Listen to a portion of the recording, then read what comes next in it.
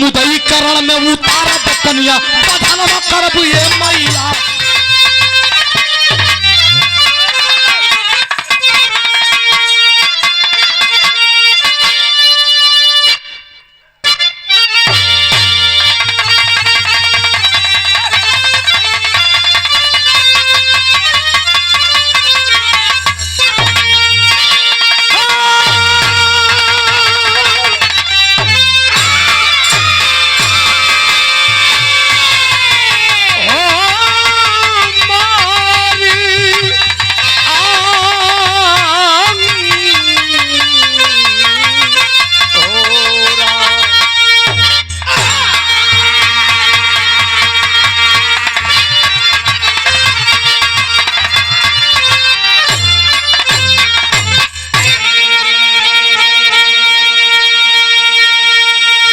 अच्छा एक चीज बता दिया लोग, जब वही कुल बाजत गावत नहीं तो शब्द समझ में आवत कि ना आवत है ना। ये मत कही बाद में कि मने पता नहीं का गा के गइलों से बुझेबे ना कहल। ठीक तो हम लास्ट बार भैया कहत नहीं अगर एक पॉइंट उठे तो उठा दो, हमके संतुष्टि खाती खाली और सीटी ना है थोड़ा सा हारन तन की कम कर देता। इसको अलग गाना बजाओ बड़का बिहार सुनिए, यह आजादी जो हमें मिली है,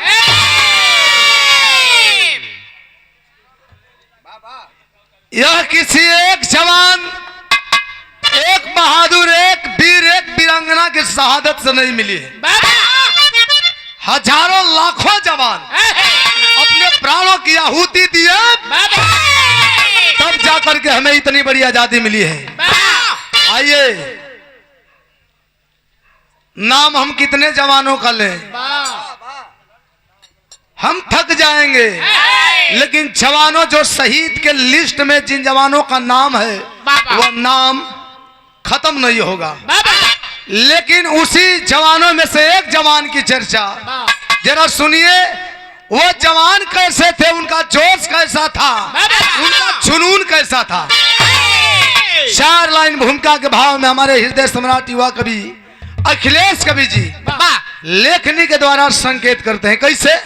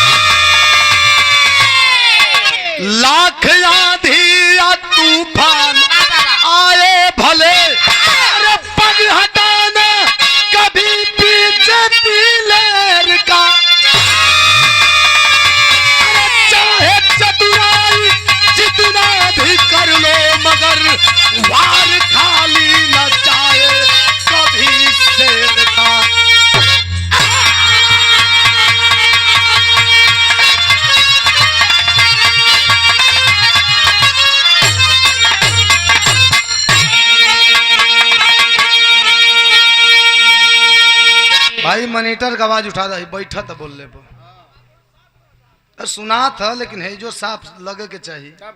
नीचे ही से आवाज आवता कि आवाज बैठा था। न चाहे कभी शेर का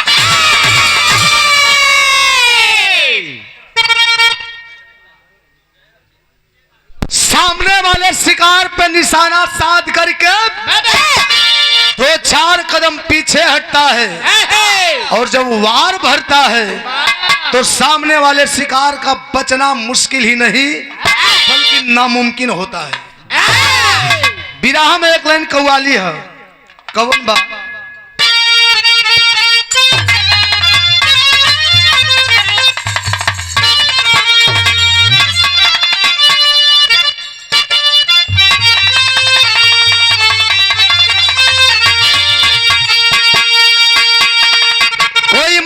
अभिनेता, कोई अदाकारा, कोई फनकारा। फन काढ़ा ना, फनकारा मतलब जे जौने चीज में माहिर हो, परिपक्व हो, परिपूर्ण हो। अगर मर्द हो तो फनकार, और लेडीज हो फनकारा। कहती है कि मैं नाजे हुस्न हूँ, मैं नाजे हुस्न हूँ, तुम मेरा एहतराम करो। अरे जवानी नाम है मेरा, मुझे आशिक कहा कि मैं तुम लोगों की जवानी को सलाम जरूर करूंगा, लेकिन उससे पहले काम करना होगा। क्या कहा?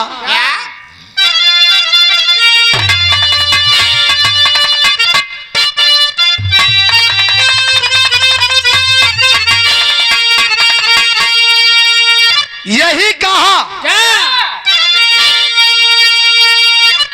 कि तुझे सलाम, कि तुझे सलाम करूंगा, मगर एक काम करो।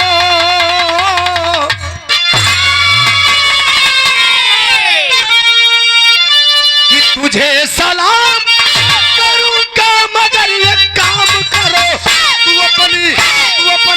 तू अपनी मस्त जवानी हमारे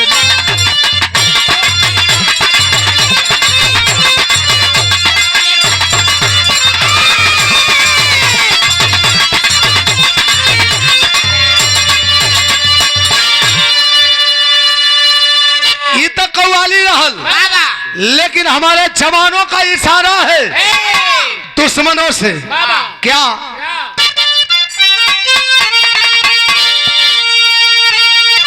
कि चढ़ा दे सूली, गले डाल दे जंजीर, भले पतन की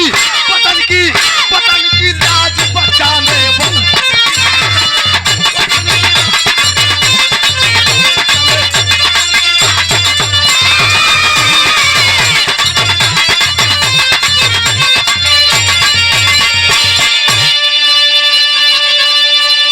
इशारा करते हैं कि चाहे सूली पे चढ़ा दो, चाहे सीने में बारूद भर दो, चाहे सूली पे चढ़ा दो, चाहे सीने में बारूद भर दो। अरे जिसकी मौत ही मंजिल हो, उसे मौत से खौफ कैसा? एक लाइन और कि धरा की गोद में, धरा की गोद में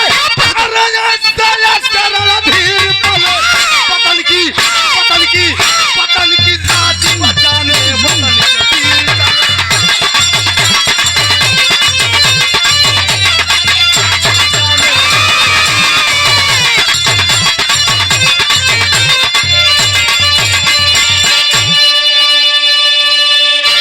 ये हिंदुस्तान है।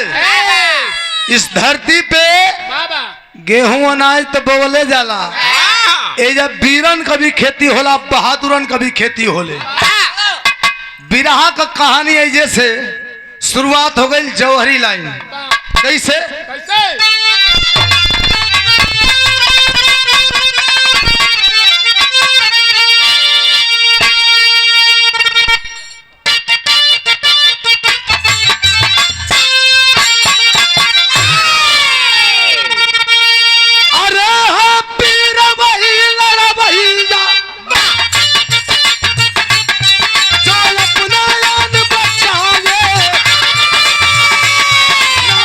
कभी मर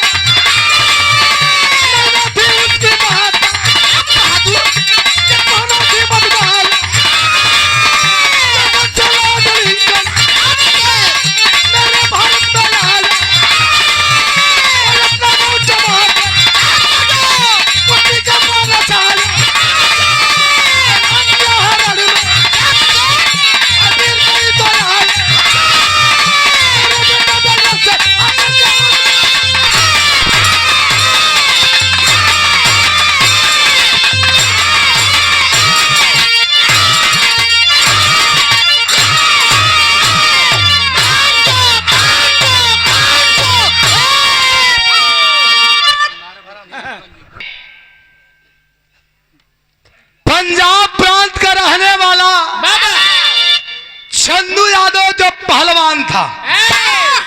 बाबू का नाम शेखर यादव, माई का नाम नैना देवी, एक ठे बहन ही नाम मधुबाला। देश गुलाम था, अंग्रेजों का अत्याचार चरम सीमा पे था। दिन दहाड़े माँ बहन बेटियों की इज्जत को तार तार किया करते थे और छोटे बच्चों को मार करके भाले के नोक पे लुकाया करते थे। उसी गुलामी के आलम में एक लंदन से चल करके अंग्रेज आया जिसका नाम था लॉर्ड लिंकन। लॉर्ड कौन नाम का कला है? अरे यार वही का बहुत टेढ़ नाम होला। तू भैला और उजागिर भैया भैला तो एक नाव तो हम लोग बस का ना ऐसे कि पढ़ले वाला जागन बनिए में वो सरवन के नाम दूसरा वैसे कहा है ना, कोशिश मत कर। का कला है कहा फिर से? ओकर नाम रहे लॉर्ड लिंकन। लॉर्ड लिंकन इस सरवन का कैसा नाम हो? ज्यादा हम कहत नहीं, हमके कहे दा।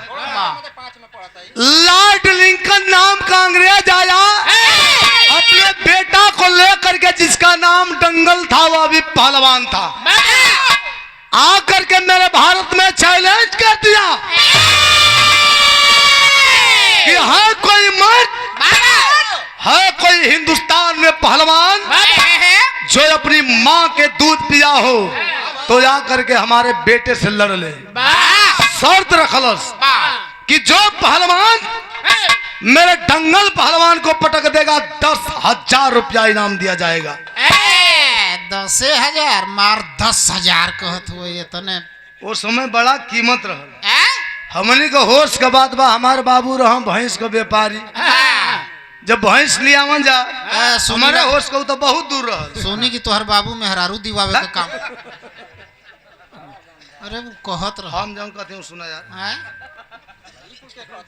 वो मेहरारू नहीं, वो कुछ और भी ले ले नहीं पक्का व्यापारी। ए भैया वो समय हमने का होश का बात बा, जब भैंस किन के ले आवन जा और जब 10,000 का भैंस बेचा जा तो लोग ये कह रहे मर्दे फलाने का भैंस 10,000 का बेचाई लिया। मैंने बुझाया कि आज वो 10,000 सही में 1 लाख 1.5 लाख के बराबर जान लो। 10,000 इनाम दिया जाएगा जो मेरे पहलवान टंगल पहलवान को पटक देगा। ये बतिया चंदू पहलवान से बर्दाश्त ना भाई कलश किया गोरी चमड़ी वाले, मैं लड़ूंगा तेरा इस पिल्ले से। पिल्ले से अंग्रेजवा का लइकवा के कहलस दंगल पहलवान के कि मैं लड़ूंगा। कुश्ती लिखा गई, डेट तय हो गई कहिया रक्षा बंधन का दिन। सब लोग छाती पर हाथ दे ले करेजा पर कि चंदू पहलवान बड़ी भारी भरकम अंग्रेजी पहलवान से हाथ मिला ले, हे भगवान देश का पानी रही कि चल जाई। लेकिन धीरे धीरे जब रक्षाबंधन का दिन आयल है, रक्षाबंधन का दिने नहा धो के बजरंग बली के पूजा पाठ कर के लंगोटा चढ़ाई के और वह लंगोटा पहन के ऊपर जंघिया पहन के लुंगी मार के कुर्ता पहन के पहुंचल हूँ माई के लगे, पाँव छू के आशीर्वाद लेते हो कि माई हम लड़े जाते हैं। माई के लिए हमें पता है और खुशी भी हो कि इतना दिन अपन सम्मान बजे लड़ला, आज पूरे देश खातिर लड़े जात हुआ। तो जा हमार आशीर्वाद तोरे साथे तो है ये है, लेकिन तनी एक हमार बात सुन ला। आशीर्वाद भी देत है, जोश भी भरत है। बिरहा में एक लाइन गीत है, कवन गीत?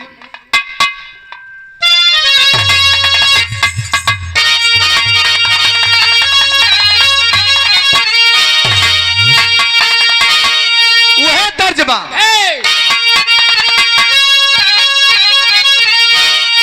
अरे झूलनी पे उड़ानी, अरे जहाज उड़ा दो कि हमारे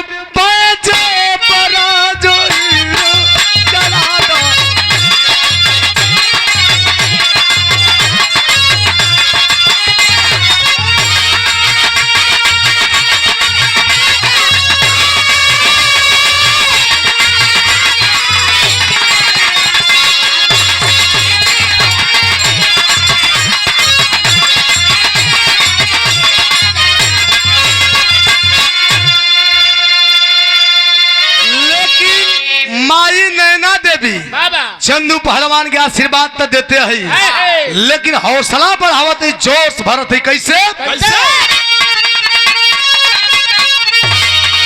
अरे चंदू ते माई, अरे कहेली समझा के, अरे हमारे शेरवा लड़िया दंगल में जाके, हमारे शेरवा।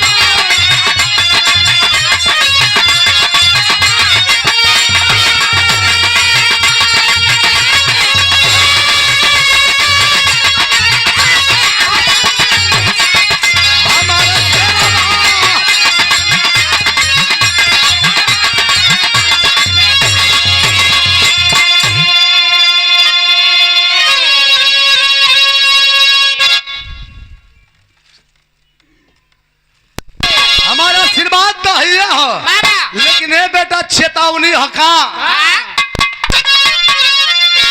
अरे पैरी से कबहू न सिरवा झुकई है, अरे पागिल के दूधवा के करजा झुकई है।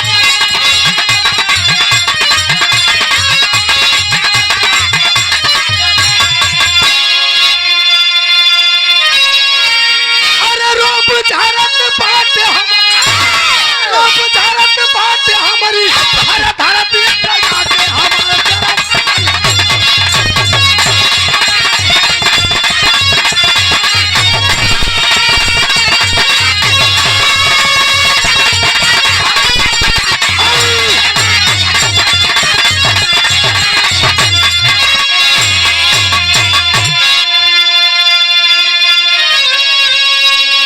काली की जाओ बेटा, आशीर्वाद है विजयी भव। लेकिन एक बात जान लो, इस जमाना जाने ला, इतिहास साक्षी बा कि दुनिया में कौनो बेटा अब तक अपने माई का दूध का कर्जा ना चुकौले है।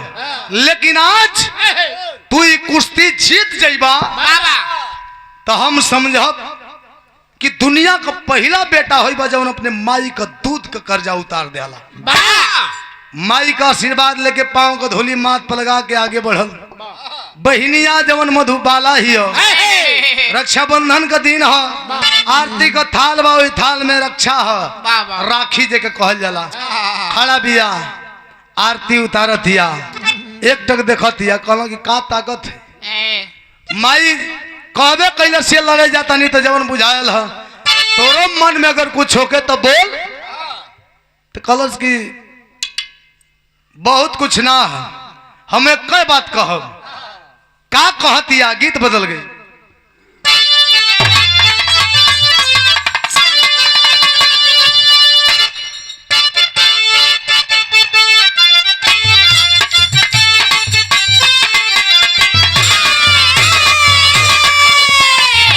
तरह जहाँ कौनो हीरो हीरोइन के बीच के वार्तालाप भका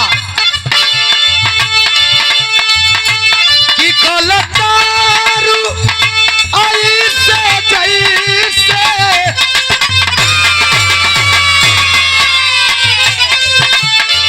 कलतारू ऐसे जैसे सरसों के नदिया ताजा।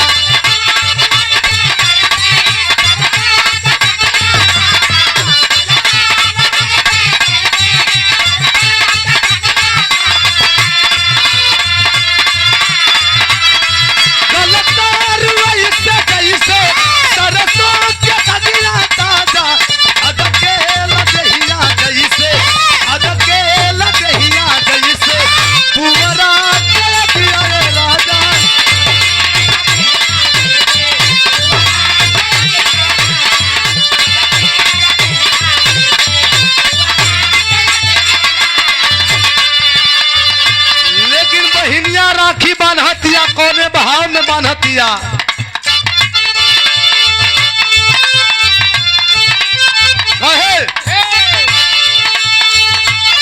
कि गिरिया धराई राखी,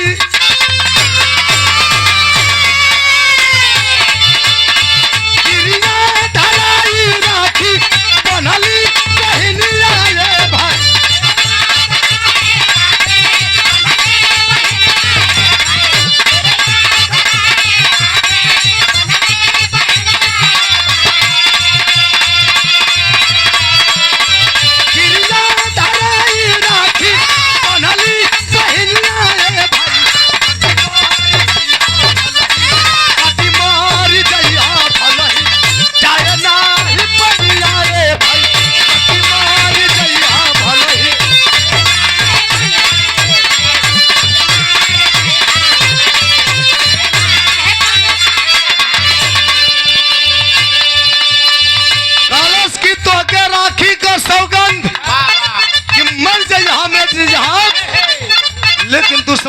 पीठ दिखा के मत आइहा। हमारे संजय भैया इस कार्यक्रम के आयोजक हमारे गर्जियन 500 रुपया ये भाव पे पुरस्कार भैया के प्रणाम, सब भैया लोग के प्रणाम है, आशीर्वाद दे सबे। मर जाए यहाँ मर जाए यहाँ, लेकिन पीठ दिखा के मत आइहा। लेकिन एक बात सुन ला, हर साल राखी बांधिला तो रुपया पैसा देला, कपड़ा लत्ता देला, लेकिन अब की कुल ना चाहिए तो कहा चंदू परमान की का लेबू तो कहत या का शेर हवा शेर कैसे मरी हादार हो, शेर हवा शेर कैसे मरी हादार हो।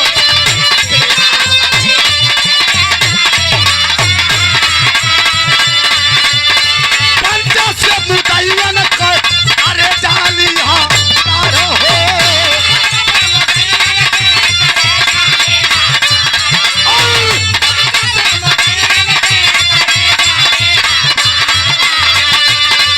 भाई के मरारी तोरी यहाँ का राधनिया ले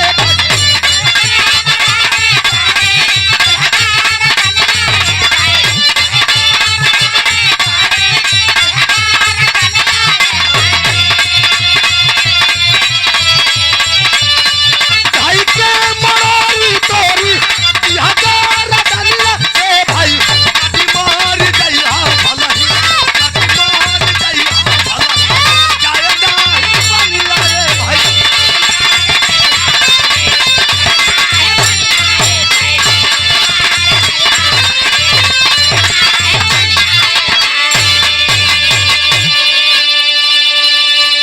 सुंदर माला 100 रुपया आशीर्वाद हमारे गुलाम है।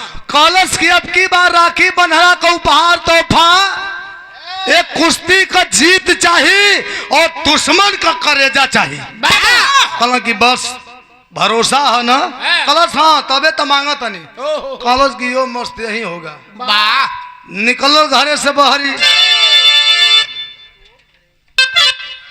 बहिनिया से विदा ले हला राखियों की बनवाई के जब दुआरवा पर पहुंचला तब बाबू शेखर यादव बड़की पगड़ी बांध के बगल में करियाई लाठी है, यो यो बड़ी बड़ी खड़ी खड़ी खड़ी खड़ी तलवार का धार जैसा नुकीला मूछ,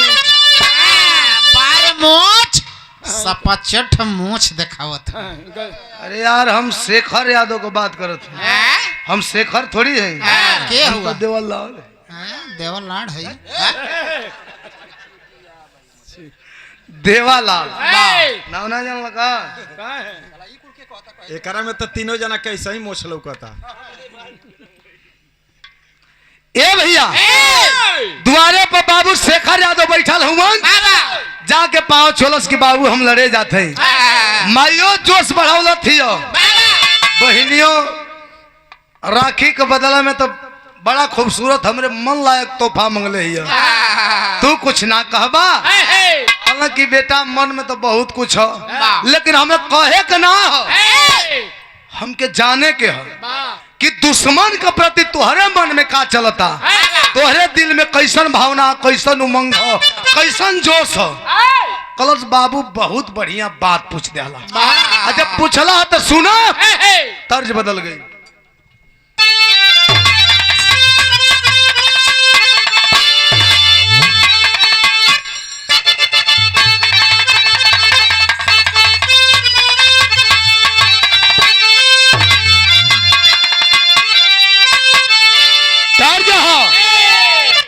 कौनो सुहागिन देवी मैया के दरबार में जाके कहते हे माई तोहर दियल सब कुछ बा, धन दौलत रुपया पैसा का कमी ना हो, संतान सुख विवाह रुपया पैसा धन दौलत कुल बा, कमी कुछ का ना हो, फिर भी मांगतिया।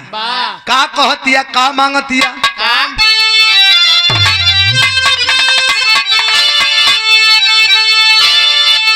अरे बनल रहो नहीं हारा माई,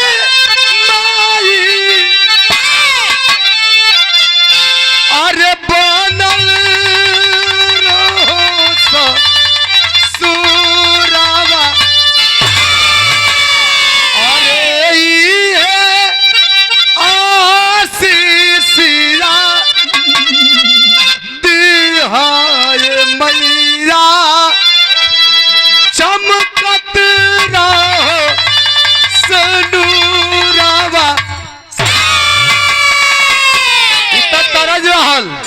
लेकिन चंदू पहलवान बाबू शेखर यादव से अपने बाबूजी से अपने मन का बात बतावत हूँ कि दुश्मन के प्रति हमारे दिल में का है। कैसे?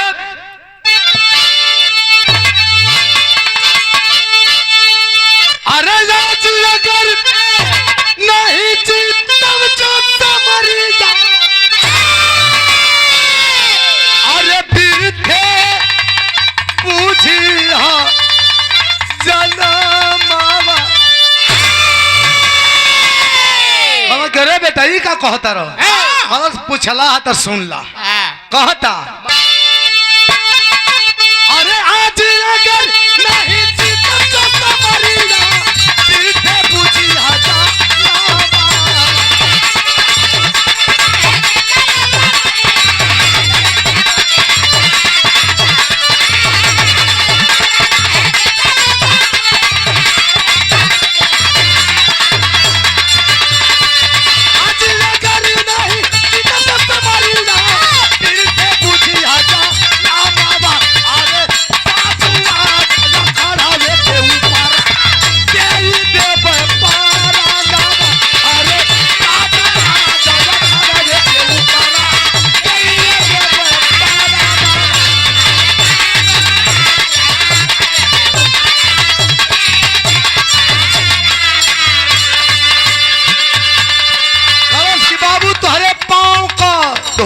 सौगन तोरे चरण का सौगन कि अगर आज ही कुश्ती हम ना जीतब तो ये अपन सकल तोहरे सामने लेके घरे वापस ना आई, वो अखाड़े पर अपन जान दे त्याग दे। कहना कि बेटा ऐसा हो ही नहीं सकता है। हथियार तो कई किस्म का बा, लेकिन सबसे मजबूत और सबसे धारदार हथियार होता है तो वो होता है हौसला, उमंग, जोश। जिसका हौसला बुलंद है, दुनिया का कोई भी जंग, कोई भी लड़ाई जीतने से उसे कोई माई का लाल हरा नहीं सकता, कोई रोक नहीं सकता। जा बेटा, हमारा आशीर्वाद तुम्हारे साथ है, आशीर्वाद लेकर चल हूं तब लेके विदाई चंदू चले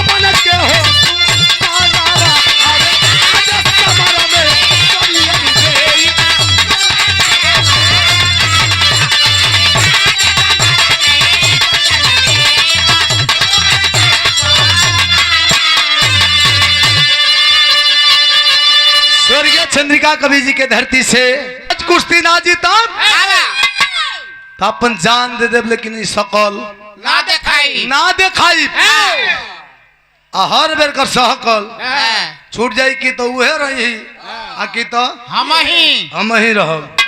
ए भैया पहुंच गया अखाड़े पर। पहले ही बतौनी हमारे विराह में लाग लपेट कहानियां जुड़ाए वाली ना, प्योर वीर रस, मार धाड़ एक्शन से भरपूर। अखाड़े पर पहलवान पहुंचल, हाथ मिलौल भाई, कुश्ती शुरू होके वाली है। दृश्य कैसन है, चौलरिया गीत लगल।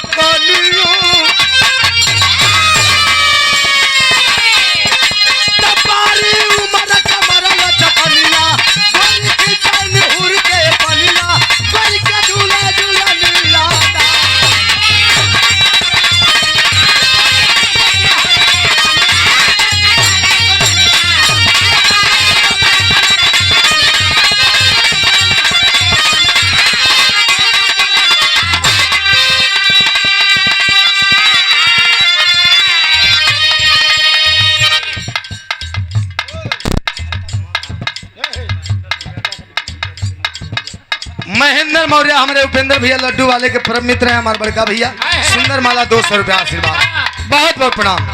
देखो बिरहा में आग लागे जात भैया भैया और लवर उठी, कुश्ती शुरू होती है कैसे? अरे हुम जब चला रे लंदा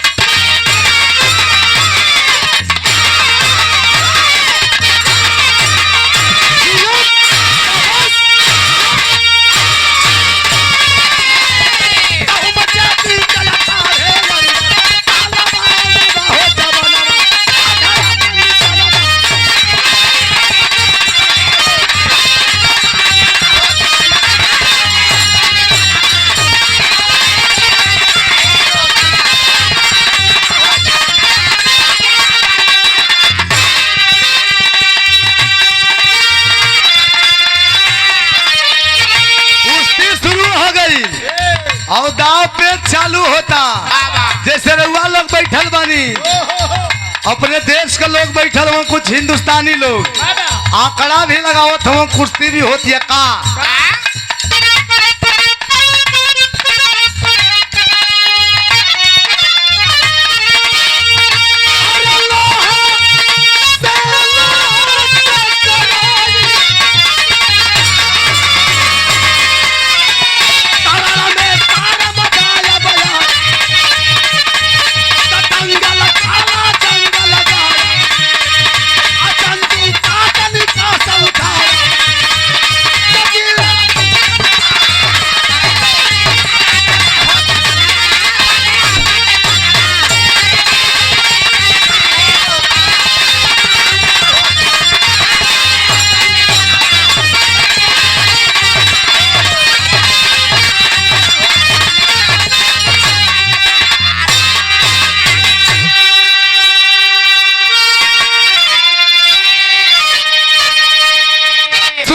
भैया 2-4 मिनट बीतल तो ले डंगल पहलवान अंग्रेजी पहलवान मौका पौलस काला जंग लगा देहलस। जब काला जंग पर चढ़ोले हो तो जितना हिंदुस्तान के लोग वो करेजा पहाड़ हे बजरंगबली पानी तो गोई लगल कुल 3300 करोड़ देवी देवता के लगल सुमिरे कि हे मालिक हे प्रभु हे बजरंगबली इज्जत बचा लो। तो यो मोथा थोड़ी है कि धरबा नोच के फेंक देब। इहो लड़वैया रहल मार के डंडा निकल गल। डंडा ना जानल का? अब गोजिया डंडा नहीं खींचाना। अरे यार गोजी डंडा ना तब ये धरती का लोगन से पूछल लड़वैया जे लड़ल हुई जे पहलवानी कैले हुई उ जानत हुई। ई काला जंग का काट होला दाव होला डंडा उ कैसे लगेला? उ लागे लगी जब काला जंग पे उठैया सा तो टंगरिया पेस के करहिया पकड़ के फंसा ले। अब उ टंगिया तो खाली ऐसे हुचकी मार। अरे अरे अरे अरे गिर जाई रे। का गिर जाई? मैं कवा हो मर्दवा तो गिरे गिरे तो हर मुठिया हुआ के धलिया। हां धक कहानी पे मैं कवे की कहतनी हो जाके धोत रहे तबले जानला मने हमार गिरी तो जागिर भे धरे हैं ढोवे कल यहां ढोवे के वाह भाई वाह। उ सार लाण चटी है काहे के मतलब लिया आइला मतलब वहां खत्म आदमी बड़ा है। उजागिर के कहत हूं का करी ऐसा कि अपन नाता बाद में नहीं भई है। काहे के गुबुर गुबुर बोलता नवोदय विद्यालय में पढ़े का यार वाह। अरे का बा अब ना बोलो चला मैं मेरा दल मैं बिरहा वही के बराबर कर देलो मर्दवा तनी हमार दुश्मन पजरा में बा बिरहा में नहीं हमार दुश्मन है घर घंट नियर बैठ के एकदम ठीक है। ए भैया मार के काला जंग का काट होला डंडा दाव काट के निकल गल उठा के निकास पे अब बैठ गल छाती पर बजल हिंदुस्तानी लोग को ओर से गड़गड़ा के ताली बैठल छाती पर ताली बजत थिया तो कवि जी टेरी के भाव में लिखत रहे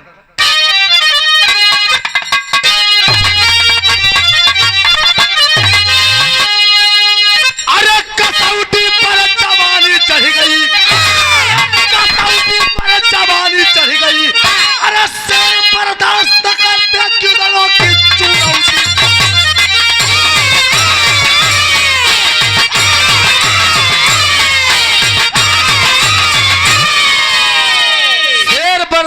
प्रश्न करते गिदड़ों की चुनौती, कसौटी पे जवानी चढ़ गई।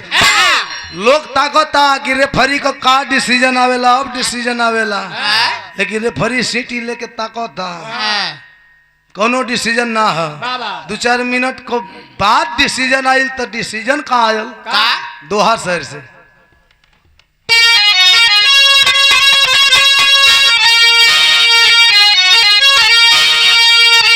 रेफरी ऐलान करा था, अरे फिर कुश्ती दोनों की होगी।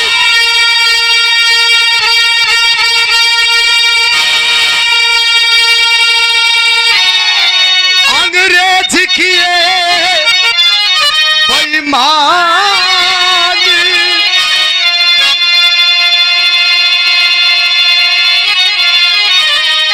अरे ताल ठोक के बोला चंदू, अरे अपना सीना ताली।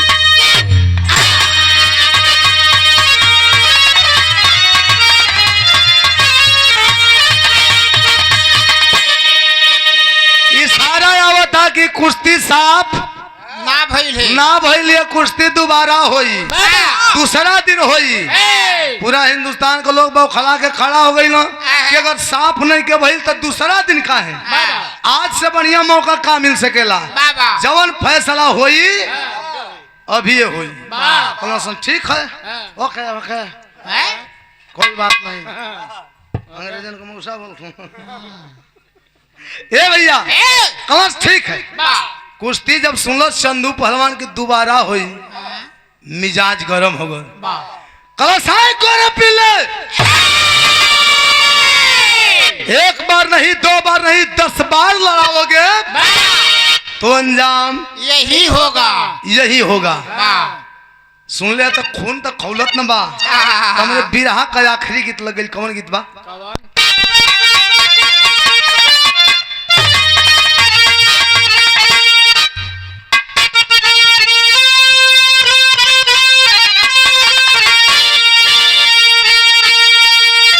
ये गीत के गोण का लवंडा गावे मसो।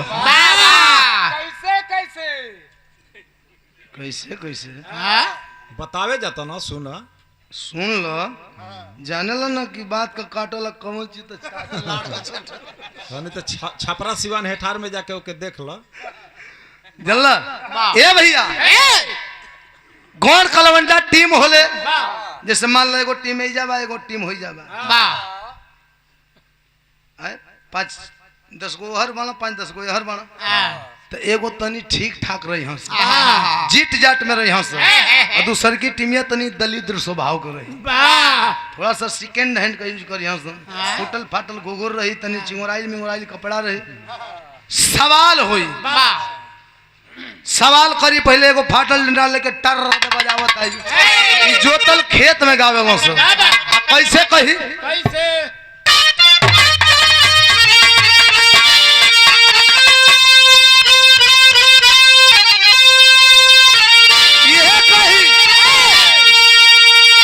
अरे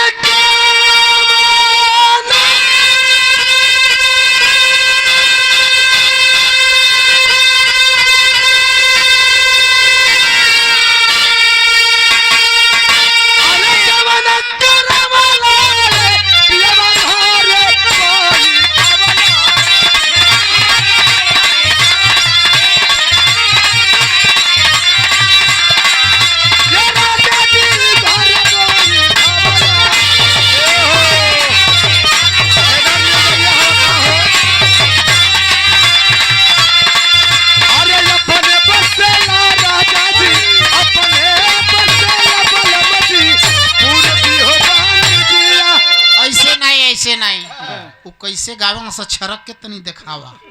अभी ये कुल करबा, तनी झलक दिखा दे। तोहरे मर्जी से। अरे नहीं का हो भैया, देखा ना हो। हां कुल जनी देखी हां जा लवंडा के देखबा जा। हां अरे तो समनवा रही तब ना चौरसिया रात रहे इतना लंबा ललरी वाला, अब बांध के पूरा कमर में। अब तीसरा हाथ अच्छा तई ललरी देखत देखत ललरी इनका दिमाग पर चढ़ गई। बाबा हो बाबा नहीं। अच्छा ले ही जा, आखिरी भाव चलत है अब। थोड़ा सा झलक दिखा देता नहीं। आओ आओ चुनरी ललकी दे। अरे वो गणी तरह नहीं है। अरे सुना जी गाना तरा हो गए चाहे तरा हो गए जानला लाला का बहन गिफ्ट में देले हैं। गण खाली तू गण तरा सुन लो हिबो, अण तरा ना सुन लो हिबो। नहीं गण तरा ई गाड़ी तो रहेला, ई अण तरा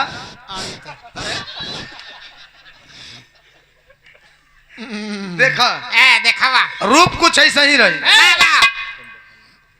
है क्या माल है राजा। अब तू दिखावे नहीं दे। अरे दिखावा माले देखा दिखाई दिखाई पता जियत है रे। नहीं तो तू जियत रहा। तो ये हाथवा पटवा को नीचवा कर ले चल। कैसन तो जियरा हो रे।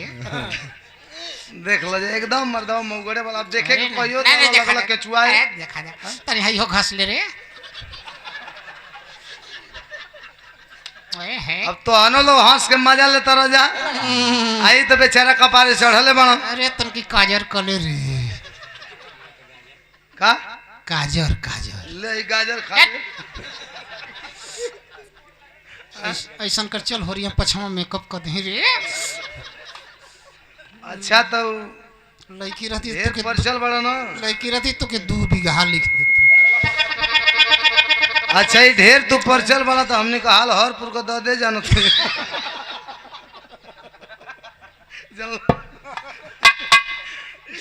हमन का हाल हरपुर को दादा ले पूछी है। एक तरह परचल रहा सुधीरो जानत हुआ नहीं सुधीर तो पूरा गेम कर दे हम बाबू।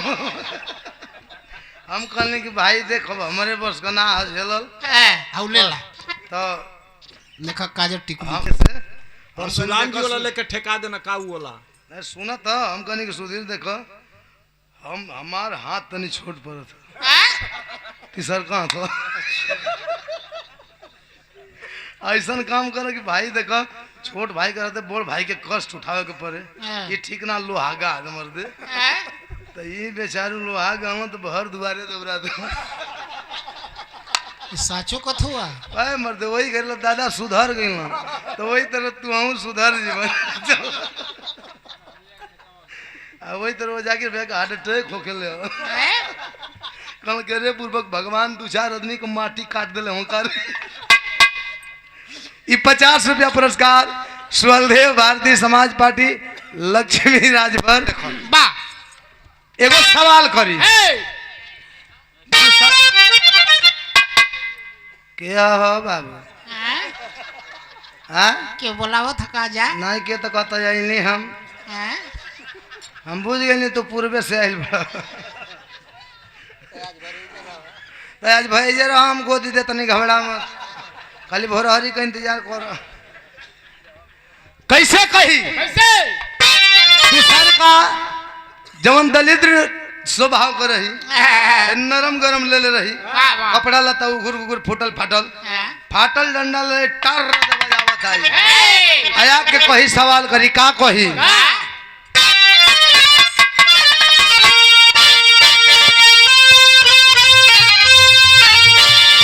ये कही अरे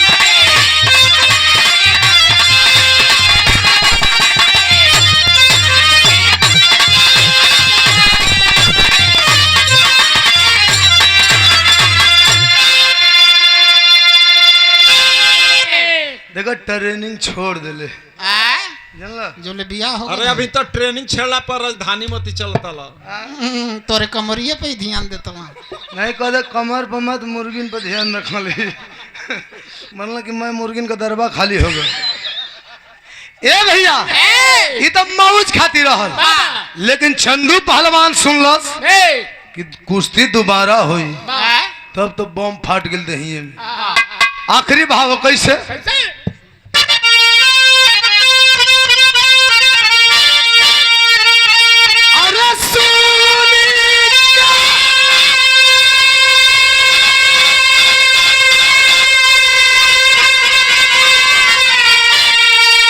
अरे सुन के बचा लिया हो तेरा जो तेरा बात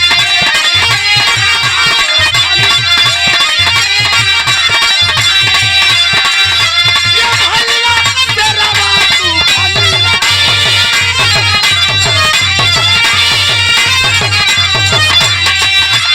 अरे अब की अखाड़ा में तरबू अब की अखाड़ा में तरबू देई के है बाचनावा अब की अखाड़ा में तरबू देई के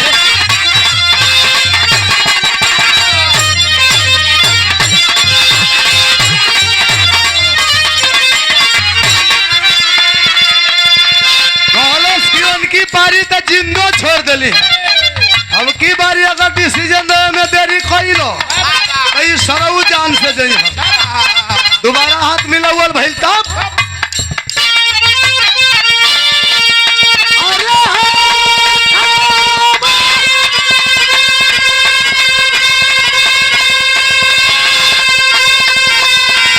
अरे हटावा मिलावल बदली पागल बाया भैया पागल बाया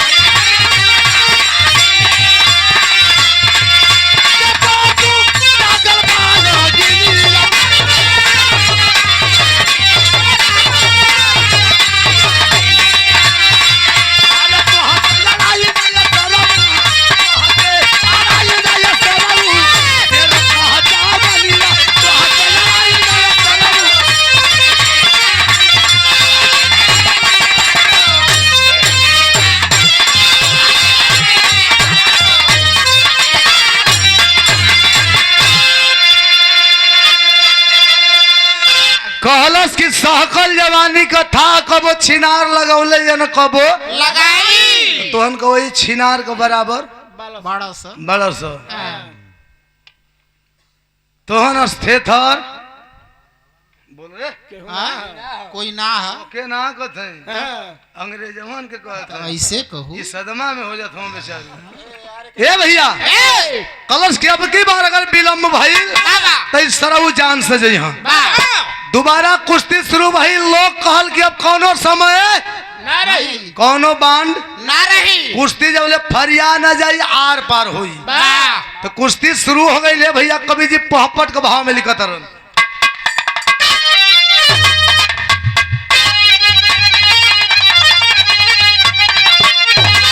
अरे पटक के चढ़ गए अरे सीने पे बोला ताली ताली बाजल बा पटक के चढ़ गए सीने पे बोला ताली ताली बाजल बा अरे झूठे शान बजारत रहल ताली ताली बाजल बा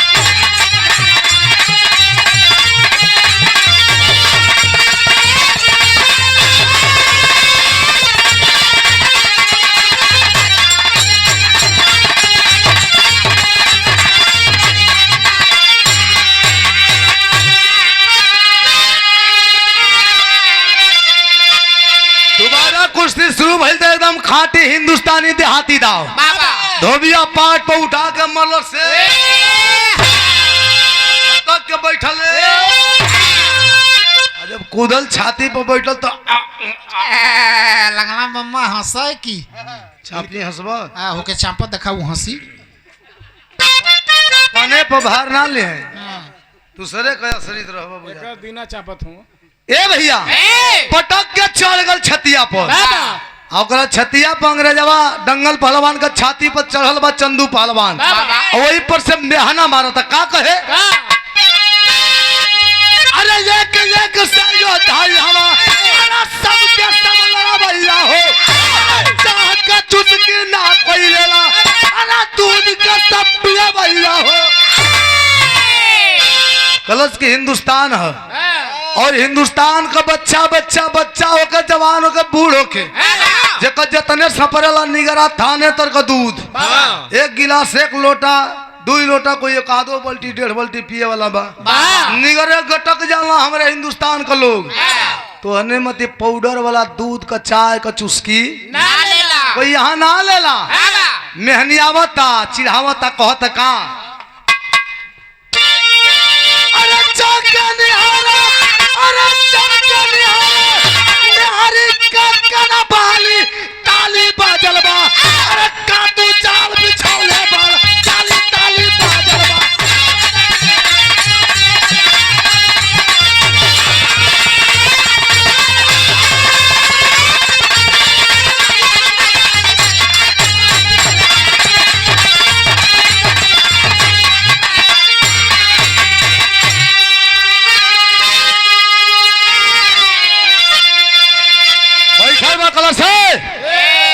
का झूठो का जाल फेंकले बड़ सजा से मेहरारू को टिकुली उठलाली कनवाली निहारो सो तोहनी के बॉस को पहलवानी मर्दानगी ना हो।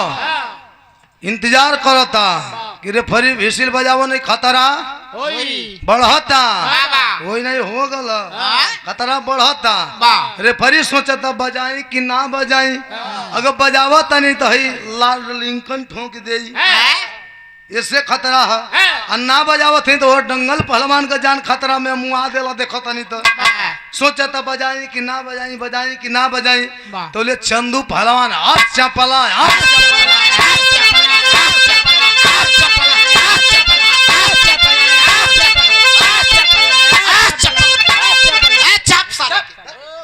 का पीट पीट पीट पीट कैले है सारे के छाप के गेट ले बहरी ले जी बस चाप के खत्म कर दे। और चपला क्यों अखाड़े में डंगल पहलवान हंसे लगल मर गई। जब मर गई ले भैया तब तो लॉर्ड लिंकन ओकर बाप जब रहल अंग्रेज बौखला गयल, आदेश दिया सिपाहियों को तरतर तरतर तरतर तरतर तरतर फायरिंग शुरू, भगदड़ मच गई। वही भगदड़ का फायदा का उठौले है कभी जी आल्हा का भाव में लिखत रह।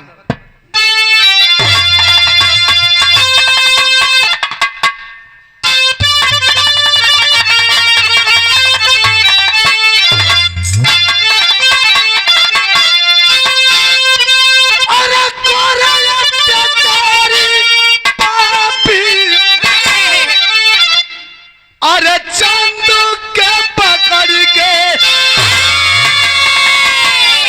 जबरी से बंद कैले जेलवा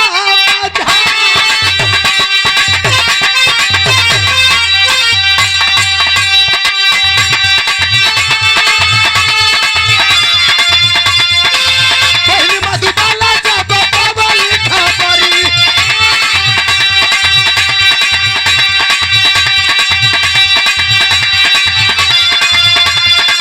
लगे नहीं डरिया होके चलल तैया।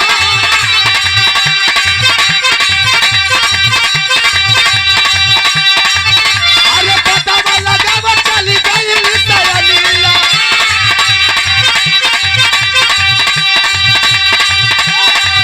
अरे रखले रहले कहवा चंदू यादव के गड्ढा।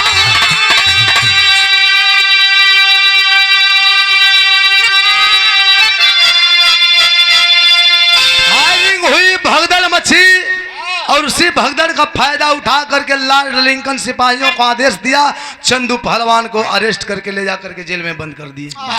पूरा हिंदुस्तान का लोग हाय हाय करता कि अंग्रेज चंदू पहलवान के साथ का करी हंस का ना करी हंस, हे भगवान अब का होई। घर कर सब लोग घबराइल बा, पूरा हिंदुस्तान का लोग घबराइल बा। लेकिन जब बहिनिया मधुबाला सुनलस कि हमार भैया कुश्ती जीत गई धोखा से अंग्रेज बेईमानी करके और ले जाके जेल में बंद कैले हूँ, कैद कैले हुआ हमरे जियत जी हमरे भाई का जान पयाफत ये तो हो ना सकेला। ए भैया रच रच के 15 सिंगार सजौलस, 15 हो। हाँ, सुहागिन का 16 श्रृंगार हाँ। और कुंवार लड़किन का 15 श्रृंगार। ठीक, समझ गई। श्रृंगार सजा के पता लगावत पहुंचल ये कहाँ जहाँ चंदू पहलवान के अंग्रेज कैद करके रखले रहल। जुगाड़ लगावत अपन जलवा बिखेरत अपने खूबसूरती का फायदा उठावत पहुंच गई। कहाँ? अरे गैली मधुबाला डाली करके पदरिया,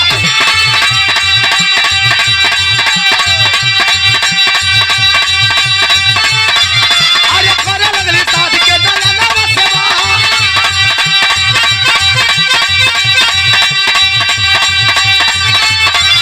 अरे देखी के जवानी वही पहले उन्हें मदिया,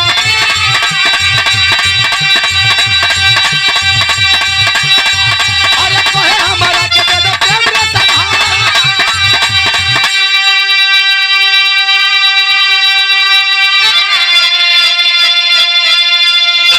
जाके लागल अपने जवानी का जलवा दिखावे, खूबसूरती का जलवा दिखावे, लागल नयन से तीर चलावे। अंग्रेजी सिपाही जाके लॉर्ड लिंकन के खबर देना कि सर एक बड़ी ही क्यूट हिंदुस्तानी कुड़ी आई है। वो बेचारा पैक पर पैक चलावा था, कहा कि फौरन मेरे सामने लाया जाए, सालों अभी देर कर रहे हो। तुरंते गईलो सन मधुबाला के लेके अइलो सन, बोले फट दे कुर्सी छोड़ के दारू के बोतल। कैसे? अच्छा वह बोतल है का?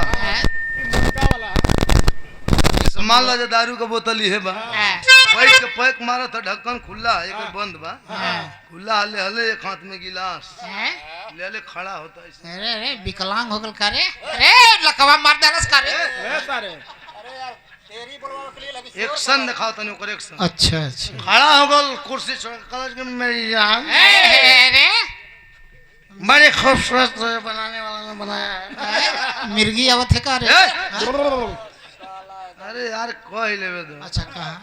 ओकर बात बताओ तनी। अच्छा। हम पियले हैं कलर के मेरी जान, खुदा ने तुझे बड़ी खूबसूरत बनाया। मतलब नहीं करे जो धन दो 3 पैक औरी, जब 3 पैक बना तो छोड़ दे। अरे लगा चचा के मौसा का है। छोड़ दे गिलास ले खाली कलर के मेरी जान। अरे अरे तो हरिया कहा रे? वो अंग्रेज डगरा था। कोई हरिया जत नहीं, हमें पता है कि और भाई है और चाचू। अरे नशा में कौन ठीक बा, तू भाई के का करबे? अरे होली में ओकर अंजाम तो सोनुआ जानो। तोर चलावा अब मने कहीं सोनुआ बा मर्दवा कहीं का कुछ बात राजो रखली, आगे बढ़ल ओकर वो कलर के मेरी जान बर्दाश्त नहीं हो रहा है, जल्दी से मेरे आगोश में आ जाओ, मेरा दिल धक। अरे अरे मैं खड़े ओकर दिल धड़क के नीचे आ गल। कलर के मेरी जान मेरा दिल धड़क लागल हचकावे। हले मधुबाला कलर से साफ साफ साफ साफ सुनिए को हम बात सुनी का कहतिया कि हम आवे के तो रउए खातिर स्पेशल आइल बानी, लेकिन तनी एक हमर बात सुनली का कहे। अरे तबले मधुबाला लेके बोलाली बचनिया,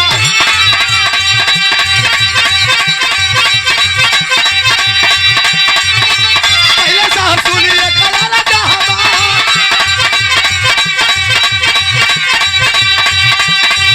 अरे अपना सदी के पहले यहां से हटाई जा।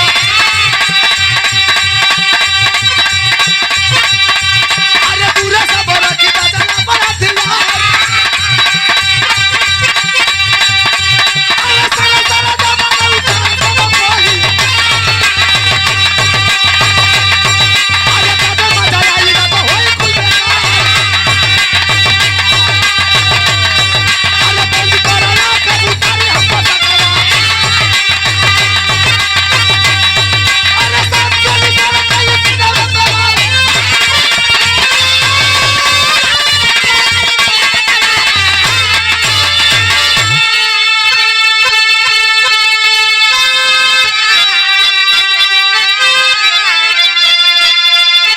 चल चल हवा के बाबा मेरी जान, चलो कल साहब हम रहुए खातिर हबड़ाई मत एक ठे हमार जी ह जवन है कुल सैनिक बड़े बड़े हथियार लेकर और खड़ा बाण सब हमके बहुत डर लागेला वैसे भी कुल काम एकांत कह तो एगो काम करी कि हथियार सहित अपने सैनिकन के यहाँ से हटा दी जब सुनलस तो मरलस जवन गिलास में करे खाली हो गल यार कस के भसड़ी के अभी इतना कुछ सुनने के बाद सालों तुम लोग बैठे हो तुम दबा के फोटो भसड़ी के यहाँ से होश में अरे हम ओइजा के बात बताते हैं होश में का हाँ?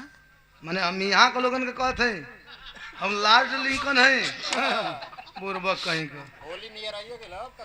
कलश के जाओ से ग्राउंड खाली करो हुकुम देत ना ग्राउंड खाली दौड़ल हुआ के कलश साफ साफ रहुआ पहले बानी कुल कई किस्म का हमहू पहले बानी एकदम जब निकाल के एकदम खाली जब करधन पर हो जाएगी तब मजा आई तब भर दुआरे दो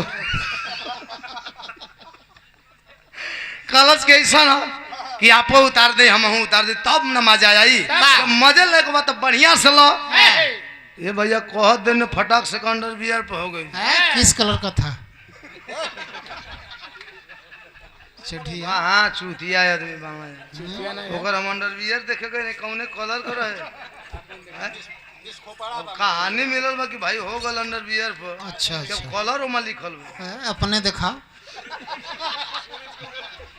हमार मत देखो ललधारी बाबा के देखो इनका तो साया नहीं रहा ए भैया फर्द अंडर बियर पर हो गल दौरा कलर साहब आप तो उतार लो हम बाकी हैं वैसे भी हम हिंदुस्तानी नारी न है में लाज लागता एगो काम करी अपन आँखिया तनी बंद कर ली कलश फर्स्ट माय डार्लिंग आँख बंद के लो हुचकाओ रे यही तो आ तौले निकाल के बगली से सिक्सर मधुबाला चार गोली दू गोली रहे दंत भी रहे हो राजे मरल 4 गोली हो जाए चिता ने गिर गया टेबल पर चाबी रहे चाबी का छल्ला उठा के अपने भाई के जेल से निकाल के लेके जब भगल ही तमरे बिरहा का आखिरी भाव खड़ी